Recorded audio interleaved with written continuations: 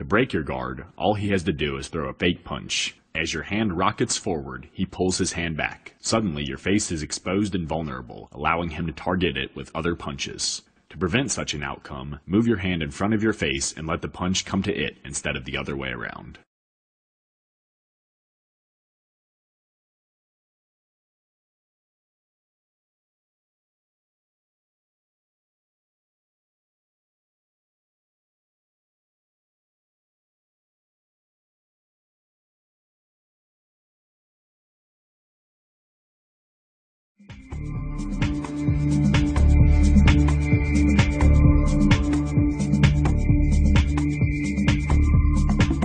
In this sequence, I demonstrate how to parry your opponent's jab using your rear hand and then follow up with a counter cross. The primary difference here is that instead of parrying my opponent's fist to the outside of my head, I use my rear hand to parry his fist downward.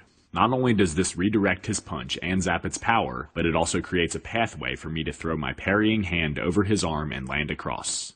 It is important to notice that I am not parrying his punch, pulling my hand back into my stance, and then throwing the cross. I throw the cross immediately after parrying his fist downward. If you hesitate between these two actions, your opponent will be able to pull his arm back into his stance to protect his face.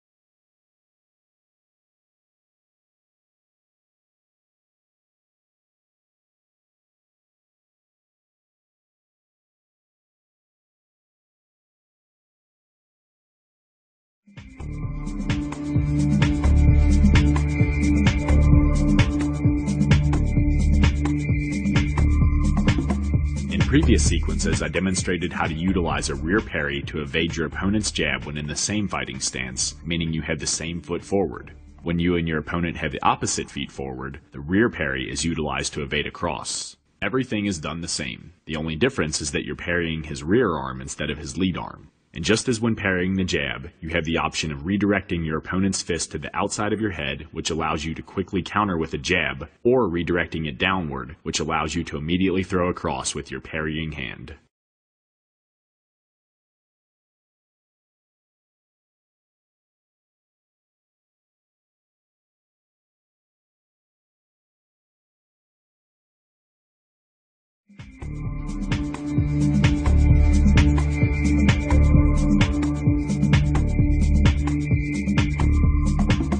In this sequence, I demonstrate how to evade your opponent's cross using a lead parry when in the same fighting stance. To accomplish this, I simply redirect my opponent's fist away from my face, causing him to miss. Just as with all parries, it is important not to reach for your opponent's fist. Instead, you want to let his fist come to your hand.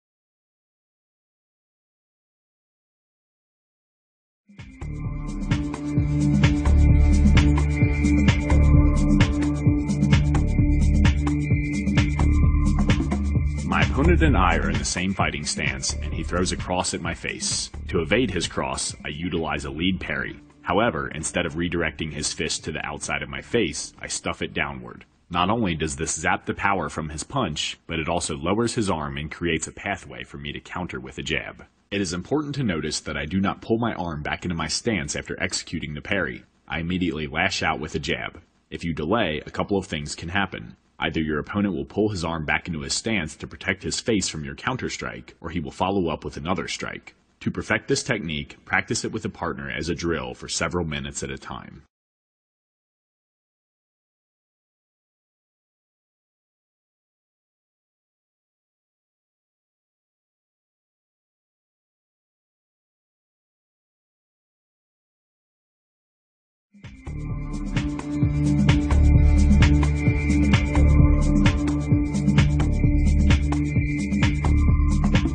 My opponent and I are in the same fighting stance, and I use a lead parry to evade his jab. This is a slightly more dangerous technique because instead of your action repositioning your head to the outside of your opponent's arm, it repositions your head to the inside of his arm, which makes you very vulnerable to the cross. To mitigate the risk, I immediately execute a counter jab with my parry arm. If your opponent plans to throw a jab-cross combination, which is very common, the goal is to hit him with the jab before he can send the cross out of the chamber. Not only does this hinder him from throwing the cross, but it also disrupts his rhythm, allowing you to follow your jab with more strikes. However, if you delay between the parry and throwing the jab, there is a very good chance that you will eat a secondary punch. To avoid taking damage when first starting out, I recommend always parrying with the hand opposite to the one your opponent throws. If he throws a punch with his left hand, parry it with your right hand. If he throws a punch with his right hand, parry it with your left hand. This will take you to the outside of your opponent's body and limit his ability to hit you with a secondary strike. Only after you become comfortable with this should you incorporate more advanced techniques like the one demonstrated here.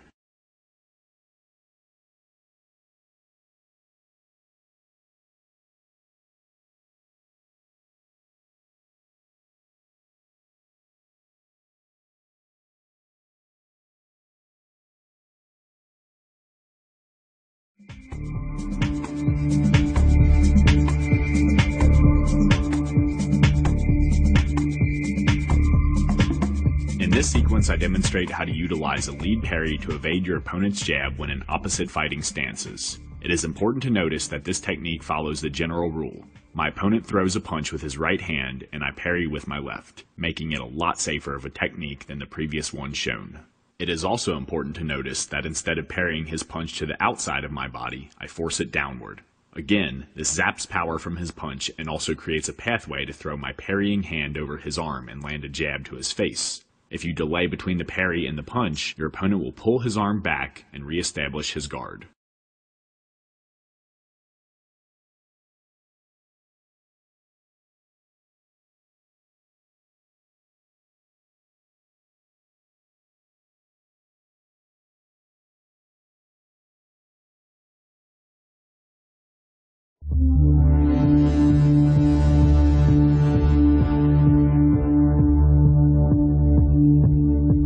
When your opponent attacks, it's best to evade his strike and counter with a strike of your own. For example, your opponent throws a jab, and you counter by slipping his jab and throwing a jab at the same time.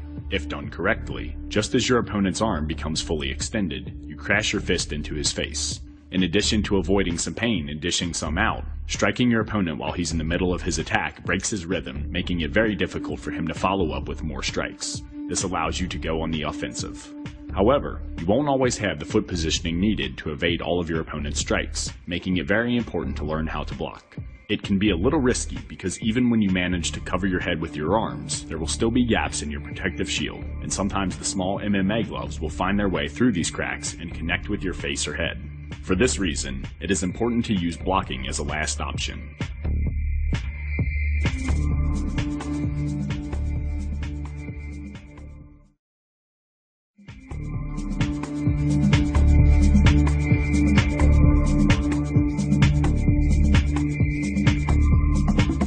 The outside block is best used to combat punches that approach from the outside, such as hooks and overhands. It's a relatively simple block in terms of movement, and when executed with the proper form and correct timing, it can effectively protect your head from strikes. But due to the small gloves used in MMA competition, it can oftentimes be risky.